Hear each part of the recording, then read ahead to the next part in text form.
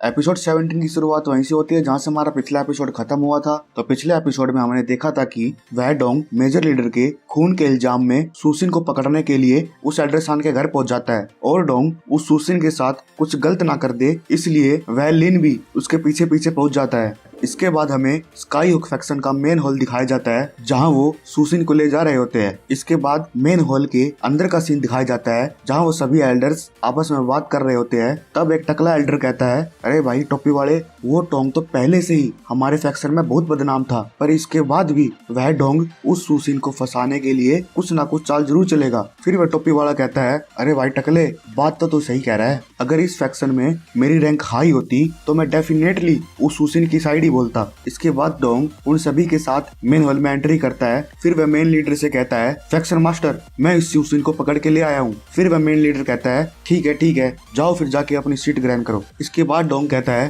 Faction master, इस सुसिन ने हमारे सभी के सभी रूल्स तोड़ दिए हैं और यहाँ तक कि इसने अपने सुपीरियर्स के भी ऑर्डर्स को मना कर दिया है, और इन सब गलतियों को देखा जाए तो यह सुसिन सिर्फ मौत ही डिजर्व करता है। तभी हमारा ली फिर से उसके बीच में बोलता है, अबे साले, कौन से ऑर्डर भाई, कौन से ऑर्डर मना कर दिया उसने? कुछ भी बोलता रहता भाई तू, कम से कम पूरी तैयारी करके तो आएगा घर से, तुझे पता नहीं क्या? वो तोंग सुसिन को नुकसान पहुंचाने के लिए उसके घर पर गया था। तब वह डोंग कहता है, देख भाई, मुझे नहीं पता कोई भी रीजन हो, मैंने बोल दिया वो डेथ डिजर्व करता है तो करता है। फिर वह लिन बोलता है, अबे तू है कौन बे झोपड़ी वाले, भांग वांग खा के आएगा यहाँ पे? जस्ट बिकॉज तूने बोल दिया तो हम इस बच्चे को फांसी पर लटका दे? हैं, बुद्धि खराब हो गई है तेरी भाई, नशे कम किया कर तू, सारे ये सस्ते नशे करना बंद कर दे तू। फिर वह डोंग उसको मन ही मन में गाली दे रहा होता है। तभी मेन लीडर कहता है, बस बहुत हुआ तुम लोगों का। फिर वह हॉल के दूसरे एल्डर से पूछता है, हाँ भाई, तुम्हारा क्या ओपिनियन है इसके बारे में? पर उनकी शक्ल देखकर तो लग रहा था उन्हें घंटा फर्क नहीं पड़ता इस चीज से, वो तो बस भूत बनकर एक दूसरे की शक्ल देखी जा रहे थे। फिर वह डोंग उन्हें देखकर सोचता है, ये सारे बकचोद यहाँ सिर्फ मजे लेने के लिए आए हुए हैं, इन लोगों को घंटा फर्क नहीं पड़ता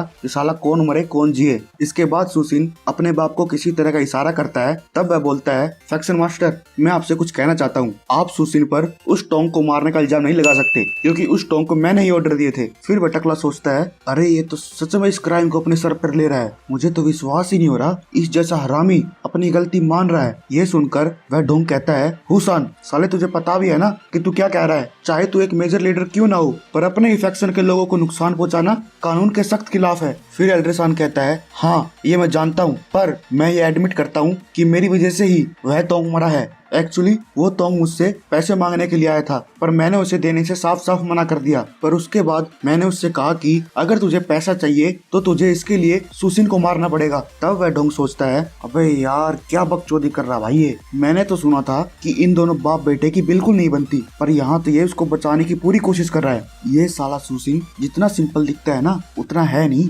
इसके बाद मेन लीडर सुसिन से पूछता है, सुसिन, क्या तुम्हें इसके अलावा कुछ कहना है? तब वह सुसिन कहता है, चीफ, जैसे कि अभी आपको पता चल ही गया कि इसमें मेरा कोई फॉल्ट नहीं है, मैंने तो हमेशा से ही इस फैक्शन की भलाई के बारे में सोचा है। फिर मेन लीडर कहता है, जैसे कि अब एल्डर सान ने अपना जुर्म एडमिट कर लिया है तो उसे इसकी सजा जरूर मिलेगी। रूल्स सभी के लिए सेम है, चाहे वो किसी भी रैंक पर हो। तो मैं हुसान से अपनी सभी की सभी टेरिटरी इस फैक्शन को वापस करने का हुक्म देता हूँ, और इसके अलावा वह अपने पास केवल 10 लोग ही रख सकता है और बाकी के बचे हुए लोगों को इक्वली हर एक मेजर लीडर को दे दिया जाएगा। फिर वह डोंग बच्चों की तरह उंगली करता हुआ मेन लीडर से कहता है, अरे चीफ, ये सुसिन था, इसी ने मारा टोंग को। तब मेन लीडर सोचता है, ये हुसान सुसिन का बाप और सुपीरियर दोनों था, पर पता नहीं आखिर उसने ये ऑर्डर दिए ही क्यों। फिर वह डोंग की बातों पर ध्यान न देते हुए कहता है कि सुसिन ने उस एटर्नल सिटी को जीतने के लिए अपना सबसे ज्यादा कंट्रीब्यूशन दिया है और अब ये टोंग भी मर चुका है, तो मैं आज से इस मेजर लीडर की पोजीशन सुसिन को देता हूँ।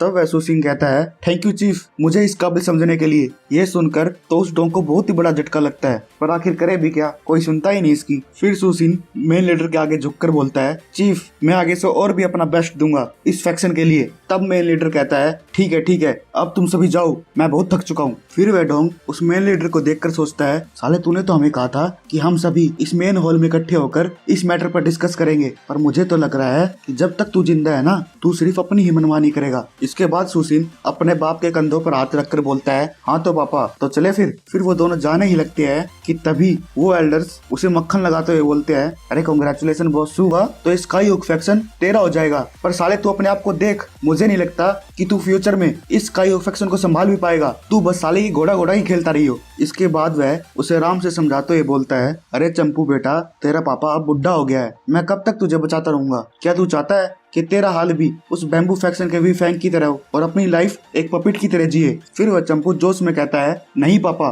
मैं उस इडियट की तरह कभी नहीं जीऊंगा। आखिर ये स्काई हॉक फैक्शन आपकी वजह से ही बना है, तो इस रेपुटेशन से कौन इतनी हिम्मत करेगा मुझे डिसरिस्पेक्ट करने की। फिर वह मेन लीडर कहता है, अबे क्या मूर्खों जैसी बातें कर रहा है तू, तुझे क्या लगता है मैंने उस सुसिन को इतनी आसानी से क्यों जाने दिया। फिर वह चंपू पूछता है, क्यों पापा। तब मेन लीडर कहता है, तुझे पता होना चाहिए बेटा, हमारे 3 होल मास्टर में से सिर्फ लिन ही सबसे ज्यादा लॉयल है। अगर बैम्बू फैक्शन के साथ हमारी पिछली लड़ाई को देखा जाए तो वो डोंग और वो जुआंग बिल्कुल भी हमारी सपोर्ट में नहीं थे। मैं उस डोंग के बारे में तो ज्यादा नहीं कहूंगा, पर वो जुआंग लगता बिल्कुल स्वामी टाइप है, पर स्काई हॉक फैक्शन ज्वाइन करने से पहले वो अपने टाइम में बहुत बड़ा डाकू रह चुका है और इसके अलावा उसे लोगों को तड़पा तड़पा कर मारने में बहुत मजा आता है। पर अगर देखा जाए तो उसने 10 साल तक अभी तक कोई फाइट नहीं की है, पर फिर भी हम उस पर पूरी तरह से भरोसा नहीं कर सकते। अगर वो दोनों के दोनों अपनी फोर्स कंबाइन कर ले तो तुझे क्या लगता है वो फिर भी तुझे सपोर्ट करेंगे। और अब बात आती है सुसिन की, जिसकी हमें इस समय बहुत ज्यादा जरूरत है और उसके इंटेंशन भी